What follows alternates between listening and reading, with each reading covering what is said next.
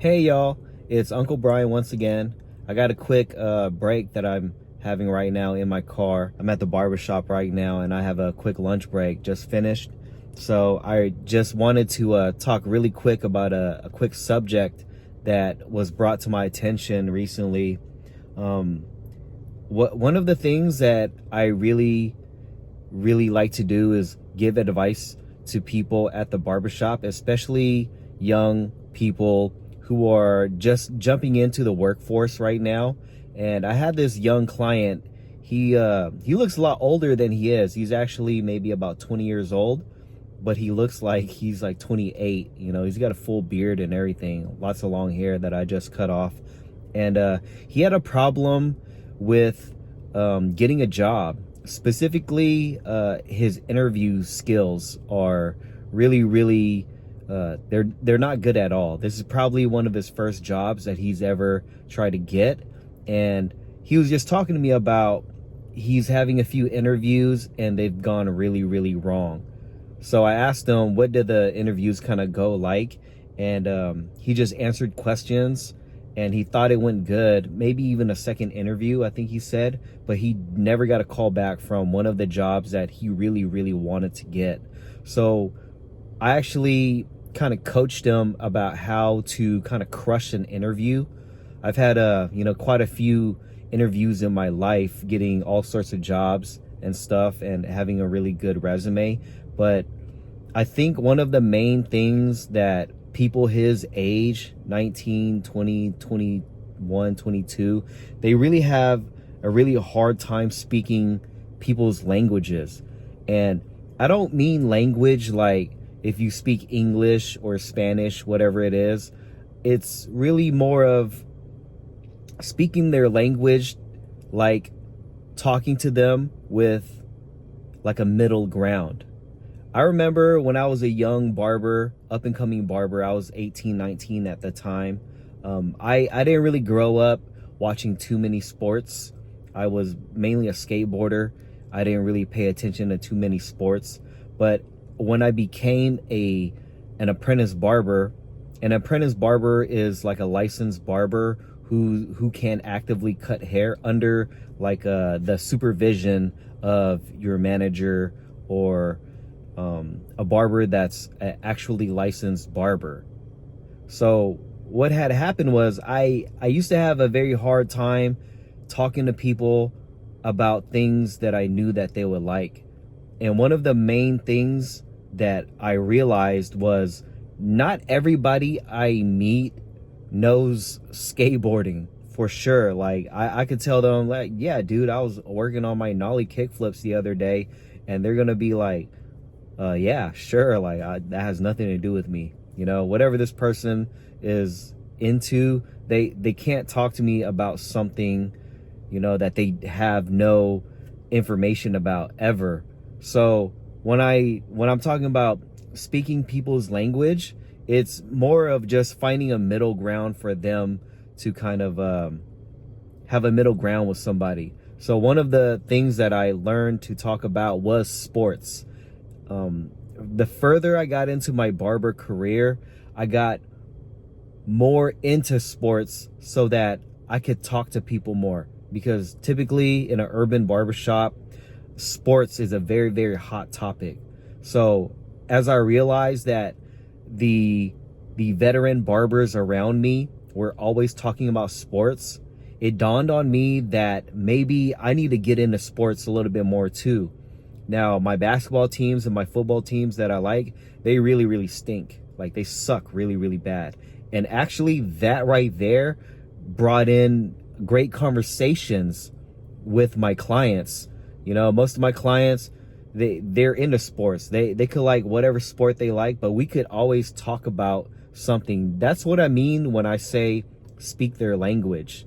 Now, my client that was in the barbershop, he had a hard time having small talk with the interviewer. You know, whoever's interviewing him couldn't find a middle ground to have small talk, which that's what I coached him on. Like, hey, kid, 19, 20-year-old kid, if you want to crush these interviews, you have to be able to speak their language. You know, find a common middle ground with somebody as a starting off point, and things will go a lot smoother. I know this because that's what happened to me in the barbershop industry. I couldn't talk about skateboarding all day with people who had zero idea what skateboarding was about. But once I talk about, you know, the Raiders and their quarterback kind of sucks and their O-line sucks, oh, dude, like that, people opened up and started great dialogue. And with great dialogue and having people open up about stuff, you know, that leads to, you know, a lot better things, a lot better outcomes. Sometimes the haircut took a little bit longer, but because I was able to speak their language, talk to them about sports, when I was done with the haircut, sometimes people didn't even really care if the haircut came out good or bad. They just really liked the conversation. So that's what I wanted to kind of show this kid that was in my chair. Like, hey, if you want to crush these interviews, of course, they want to know that you're qualified. You know, you could do the job. I mean, this kid is 19, 20, just looking for, you know, like a fast food job. And the person interviewing them is going to sometimes have small talk with them. And the kid just kind of froze up. Actually, in the interview, after going through all the qualification type of questions, he froze up in the small talk. So I had to coach him like, hey, kid, just have a small talk with these people. Find a common middle ground, as easy as sports. That'll kind of break the ice with people. You know, just crack a little funny joke like, yeah, you know, my team kind of sucks right now. What about your team? You know, it kind of eases up the moment. It's not as tense.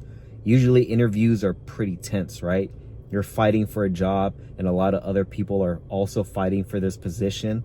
And for you to crush this job, from what I learned having many interviews now, most of the time it's not really the qualifications that get you the job.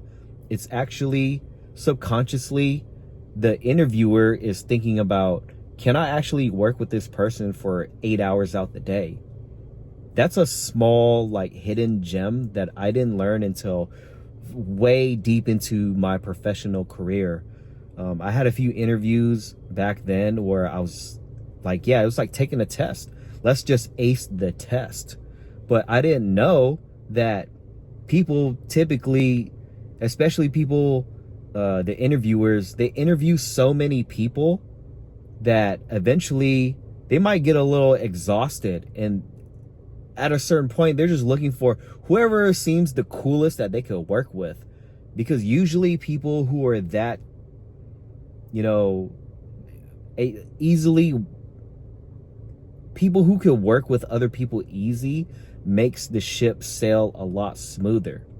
And after I kind of opened up about, you know, those little kind of hidden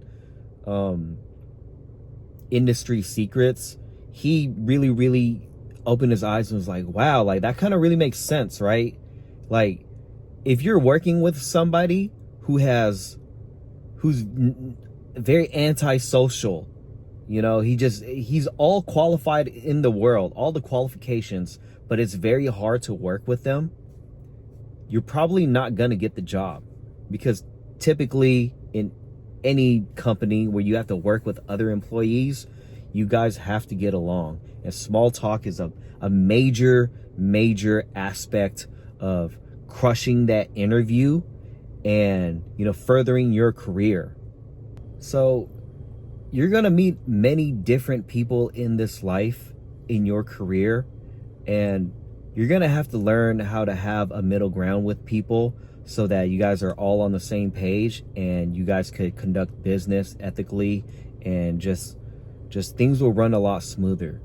So that's my biggest takeaway from this video, is learning how to speak people's languages. That doesn't mean learning how to speak their native language. It's just more of finding a common middle ground where you guys both can stand on the same platform and be able to talk to each other. No matter how different you guys are, this person could be completely different from you. But if you guys can just find a small common middle ground. It could be anything. It could be easy as food. Do you like tacos? Yeah, I love tacos. Where do you like to eat tacos at? You know, maybe we could go grab tacos during lunch sometimes. It'll definitely break the ice, and you definitely will see the benefits of finding those middle grounds, aka speaking people's languages. So that's the main takeaway I wanted for people to get from this quick video while I'm on this lunch break.